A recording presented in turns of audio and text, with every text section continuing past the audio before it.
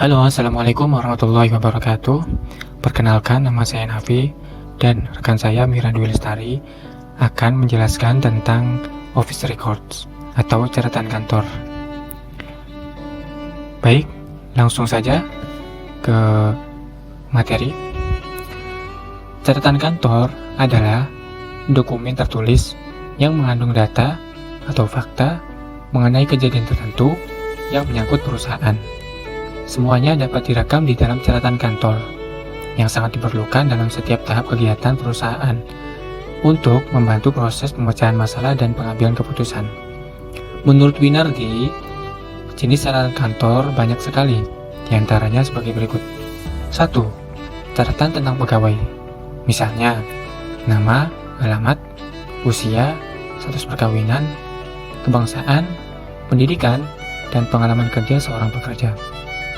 Kedua, catatan tentang produksi. Misalnya, nama dan jumlah unit yang dihasilkan.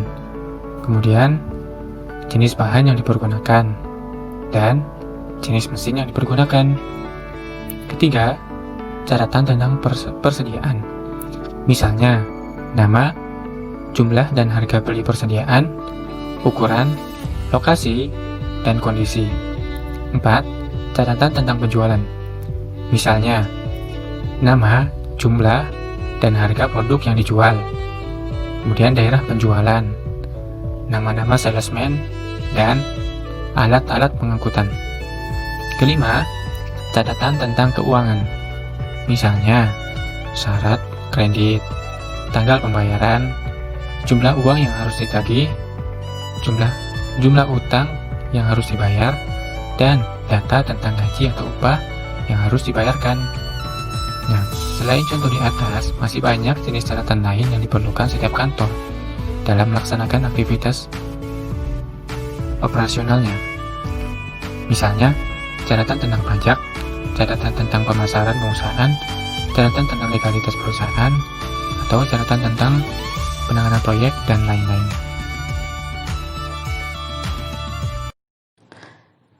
Yang selanjutnya yakni tujuan catatan kantor. Menurut Winardi, catatan kantor mempunyai tujuan sebagai berikut. Yang pertama, menyediakan fakta-fakta. Catatan-catatan yang baik menyebabkan para manajer tidak perlu mengambil keputusan berdasarkan opini-opini, perkiraan-perkiraan, atau ingatan-ingatan semata, karena catatan kantor sudah menyediakan fakta-fakta. Yang kemudian mengorientasi manajer. Melalui catatan-catatan dapat diketahui posisi perusahaan sekarang berada, apakah mengalami kemajuan, menunjukkan keadaan yang stabil, atau justru mengalami kemunduran. Yang ketiga yakni membuat perbandingan. Hasil-hasil dapat dibandingkan satu sama lain dengan jalan menyediakan alat pengukur posisi relatif dan efisien. Yang selanjutnya yakni menemukan penghamburan atau kesalahan. Catatan-catatan merupakan alat untuk mengukur deviasi dari semua standar.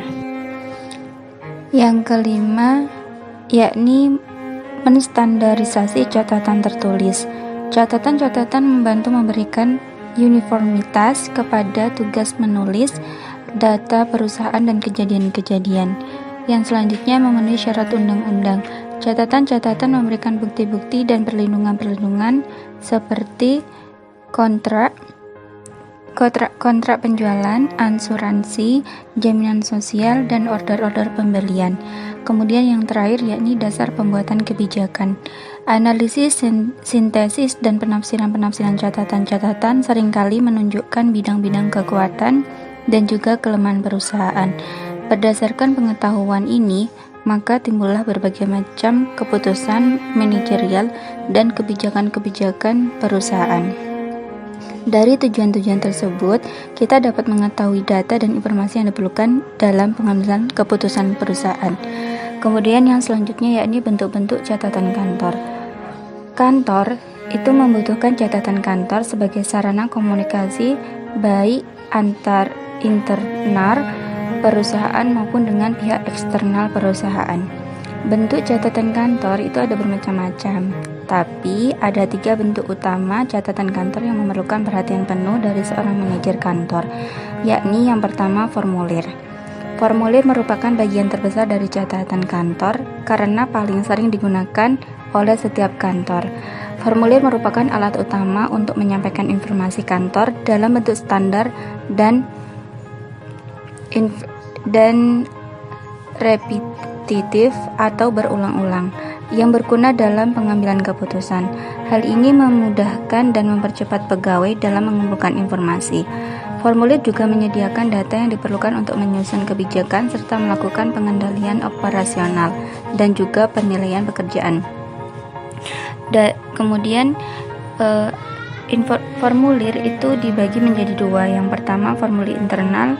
Contohnya yang umum digunakan pada saat ini yaitu data penjualan, keterangan hasil kerja pegawai, formulir pengeluaran, dan masih banyak lagi. Kemudian yang kedua yakni formulir eksternal. Contohnya faktur-faktur atau juga memo-memo kredit. Yang selanjutnya yakni korespondensi. Korespondensi memuat informasi kantor dengan urutan pemakaian kedua terbanyak setelah formulir. Korespondensi umumnya berdiri atas surat-surat dan memorandum. Fungsi korespondensi menyangkut pekerjaan dikte, pengetikan, dan penyampaian informasi. Berdasarkan bahan-bahan korespondensi ini, maka diambillah keputusan penting oleh perusahaan. Korespondensi memakan tenaga dan ongkos yang cukup besar. Jika kantor terdiri atas banyak bagian yang terpisah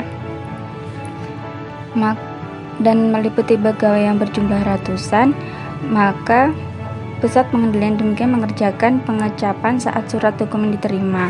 Pembacaan isi surat secara cepat, penyampaian secara terencana, memperbanyak atau fotokopi, dan memenuhi segala sesuatu yang diminta dalam surat tersebut. Dengan pengendalian dan pertanggungjawaban seperti itu, maka korespondensi tersebut berjalan dari mail room menuju pejabat-pejabat yang berkepentingan. Contoh dari korespondensi yang masih digunakan saat ini yakni nota belanja, kemudian surat dinas, ada juga berbentuk surat peringatan atau juga surat panggilan, dan masih banyak lagi. Yang selanjutnya yakni laporan. Pembuatan laporan bertujuan untuk menyampaikan informasi dari para manajer untuk tujuan pengelolaan perusahaan dan menyediakan fakta-fakta penting bagi bagian-bagian dalam perusahaan untuk melaksanakan pekerjaan dengan baik.